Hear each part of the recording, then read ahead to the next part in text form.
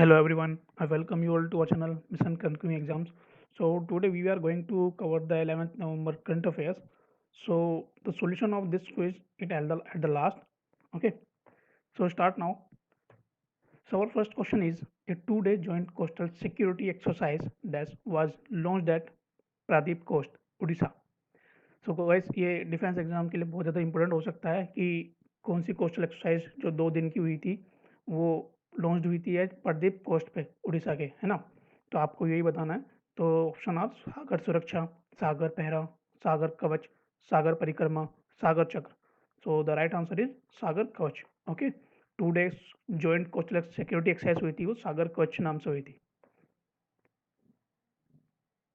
Next question, when is the national cancer awareness day is observed annually in India?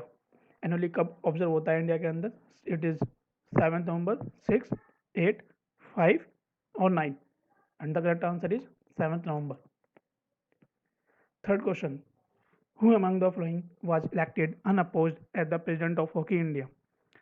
ठीक है, ये बताना है कि कौन सा प्रेसिडेंट इलेक्ट हुआ है, ठीक है, हॉकी इंडिया का अनअपोजली, है ना? सो इट विनीत गुलाटी, अरुण कुमार, रुबीना अली, मोहम्मद मुश्ताक अहमद या फिर Gyanendra Nimongam? So the correct answer is E, Gyanendra Ningombam. Okay, थोड़ा ये ध्यान रखना कि क्योंकि हॉकी इंडिया जो हमारा एक तरह से काफ़ी पॉपुलर भी है, हमारे पहले नेशनल गेम की तरह बोला जाता था, but right now you can understand that कि प्रेसिडेंट एज इलेक्टेड हुआ है ना पोजली, तो यू कैन अंडरस्टैंड कि ये मुझे याद इंपॉर्टेंटली करना ही है, इंपॉर्टेंट हो सकता है एग्जाम्स के लिए।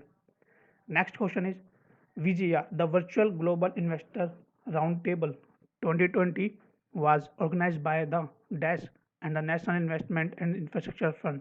ठीक है, इसका मतलब है क्वेश्चन का, वो पूछ रहा है कि जो virtual global investor round table हुई है 2020 की, वो किसके द्वारा ऑर्गेनाइज की गई थी, और जिसमें साथ था नेशनल इन्वेस्टमेंट का भी और इंफ्रास्ट्रक्चर फंड का भी। ठीक है, तो कौन सी मिनिस्ट्री थी जिसके द्वारा ऑर्गेनाइज हुआ? Is it ministry of external affairs, corporate affairs, finance, information and broadcasting या फिर कम्युनिकेशन? तो the correct answer is ministry of finance. Ministry of finance के द्वारा ही ऑर्गेनाइज की गई थी and the national investment and infrastructure fund ने भी इसके साथ जॉइंटली ये ऑर्गेनाइज करवाई थी। Okay, so this is the fourth question. So हाँ, अगर आपको हमारे चैनल की वीडियोस अगर अच्छी लगती हैं तो you can subscribe it and you can also subscribe for the more new videos, है ना? If you want the PDF of the channel, then you can take it from our telegram group. The link is given in the description. Okay, let's come to our fifth question. The bilateral summit between India and Italy was attended by the Indian Prime Minister Shri Narendra Modi and Prime Minister of Italy dash। तो यहाँ पर हमें prime minister of Italy के बारे में बताना है, क्योंकि वहाँ पर बायलेटरल समिट में उन्होंने अपनी अटेंड किया था। ठीक है, तो वो कौन थे इटली के प्राइम मिनिस्टर? आई होप आपको पता ही होगा इसका answer. Enrico Letta, Matteo Renzi, Paolo Gentiloni या फिर गैसेप कॉन्टे या फिर Mario Monti? So the correct answer is Giuseppe Conte. Okay, so थोड़ा ध्यान रखो इन चीज़ों को भी, काफ़ी चीज़ें पूछी जाती हैं बायलेटरल समिट से लेकर, या फिर कोई अगर सार्क समिट होती है तो उस समिट को भी लेकर पूछा जाता है। So be aware of that. Come to the next question, sixth. The fourth high-level meeting of the OPEC India dialogue was hosted by the OPEC Secretariat. Who attended the meeting from the Indian side? Indian side से किसने attend की थी? ठीक है, ये आपको बताना OPEC India dialogue हो ना। तो is it Ravishankar Prasad, Subrahmanyam Jaishankar, Dharmendra Pradhan, is it Amit Shah और Nitin Jairam Gadkari? So I want to know before answering this question कि मुझे ये बताओ रविशंकर प्रसाद जो हैं वो किस मिनिस्ट्री से हैं, सुब्रन सुब्रमण्यम जयशंकर जो है वो किस मिनिस्ट्री से हैं, और ऑल दिस नेम वो किस मिनिस्ट्री से, ठीक है, किस मिनिस्ट्री से वो रन करते हैं वो? ठीक है, आपको मुझे बताना है। आई थिंक अमित शाह भी, नितिन जयराम गडकरी और इन सब के नाम को पता होगा आपको, तो आप मुझे मिनिस्ट्री कमेंट डाउन में बताओ कि ये किस मिनिस्ट्री को होल्ड करते हैं। Okay, so the correct answer is this Dharmendra Pradhan. Okay, so Dharmendra Pradhan is the correct answer of this question. Now, WhatsApp has partnered with 5 Indian banks to process its payment services. Which of the following bank is not among them? वो कौन सा bank है जिसके साथ WhatsApp ने partner नहीं किया, है ना? आई होप कि मैंने जो पिछली वीडियो बनाई थी उसमें मैंने बताया था कि व्हाट्सएप ने पेमेंट सर्विस स्टार्ट की है। ठीक है, तो उसका भी एक क्वेश्चन था, तो आप अगर आपने वो वीडियो नहीं देखी तो you can go to that 10th November current affairs quiz, तो आप समझ सकते हो क्या हुआ है। Now come to this question, The option is State Bank of India, HDFC, ICICI bank, Axis और Canara bank. The correct answer is the Canara bank. Canara bank के साथ अभी तक उन्होंने पार्टनरशिप नहीं की, but you can understand that कि 4 जो बैंक यहाँ पर लिस्टेड है इनके साथ इन्होंने पार्टनरशिप की है. ठीक है.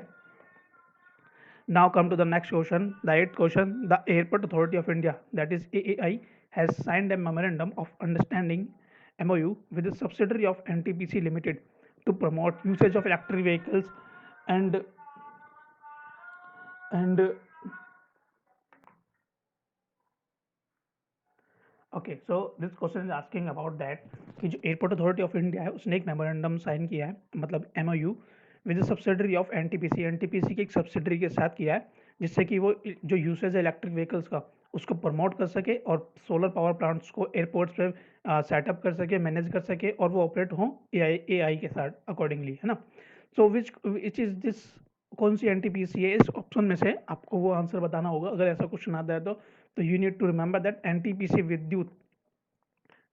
विद्युत Vyapar Nigam is the correct answer of this question. Okay, please remember that. Now the next question is, name the Indian Special Forces tri-services exercise conducted at Teresa Island in Nicobar group of island. Okay, before answering this question, let me know that कि जो Andaman and Nicobar है उसमें उसके पास कितने island हैं, कितने group of islands है. Let me know in the comment box. Okay, if you know, if you don't know please Google it and then comment it, so that कि you can also remember that कि कितने group of island है अंडमान निकोबार के पास. Now come to this question. So the correct answer is bull strike. Okay, so जो bull strike जो Indian special forces है उसने ट्राई सर्विस एक्सरसाइज कंडक्ट की थी टेरेसा आइलैंड में. ठीक है, इन निकोबार ग्रुप ऑफ आइलैंड के अंदर. Now come to the next question. SEBI, that means Securities and Exchange Board of India, has enhanced the investment limit for mutual fund companies for overseas investments. Mutual funds can make overseas investment subject to a maximum of USD dash per mutual fund. Earlier it was USD 300 million. So the question is asking about, let me tell you the answer first, that is $600 million US dollar. Okay, so the question is asking about that कि जो सेबी है उसने enhance कर दिया investment limit for mutual fund के लिए. जो mutual fund companies होती है उनके लिए एक इन्वेस्टमेंट लिमिट बढ़ा दी है. जो ओवरसीज इन्वेस्टमेंट करते हैं, मतलब जो बाहर वाले लोग इन्वेस्टमेंट करते हैं उनके लिए लिमिट बढ़ा दी है कि आप इतने लिमिट सब कर सकते हो, जो कि पहले लिमिट थी मैक्सिमम 300 मिलियन. ओके, नाउ बढ़ा के उसे डबल कर दिया गया 600 million. So this is all the current affairs of the 10 November. Now we will come to that question जो हमने पहले किए थे कल की क्विज में. So S.G. Somashekhar Rao, who has passed away, the renowned theatre and film actor from which industry? H G Somashekar Rao है वो पास अवे हो चुके हैं इस टाइम पे, क्योंकि वो बहुत जाने माने थिएटर और फिल्म एक्टर थे. वो किस इंडस्ट्री से थे? वो थे कन्नड़ इंडस्ट्री से. ठीक है. Now come to the next question. The chief of army staff general M Naravane was conferred the honorary rank of general of the dash army. So the correct answer is Nepal. I think आप सबको पता ही होगा क्योंकि मैंने पिछली video में कराए थे ये क्वेश्चन, जो कि बहुत इंपॉर्टेंट हैं डिफेंस एग्जाम्स के लिए, या फिर अगर आप एसएससी एग्जाम्स के लिए कर रहे हो तो ये क्वेश्चन बेसिकली पूछे जाते हैं. Last question. Noted film maker, वो कौन सा फिल्म मेकर है जो जेसी डेनल अवार्ड के लिए सिलेक्ट हुआ है? और जेसी डेनल अवार्ड के बारे में मैंने आपको कल बताया था. ठीक है, तो उसे थोड़ा ध्यान रखना. सो the correct answer is Hariharan. Hariharan is the correct answer of this question. Now this is all the current affairs that we have covered of the 10th of November के तीन क्विज लिए मैंने क्वेश्चंस, एंड 11th नवंबर के मैंने 10th question. तो it is very important for your all your exams. Okay, so keep happy, keep learning, and these are the solutions that I have given in the last page of the PPT, and but I will share with the PDF of that will be helpful for you. So good luck to you all. Please prepare you for your exams, focus on your exams, and keep smiling.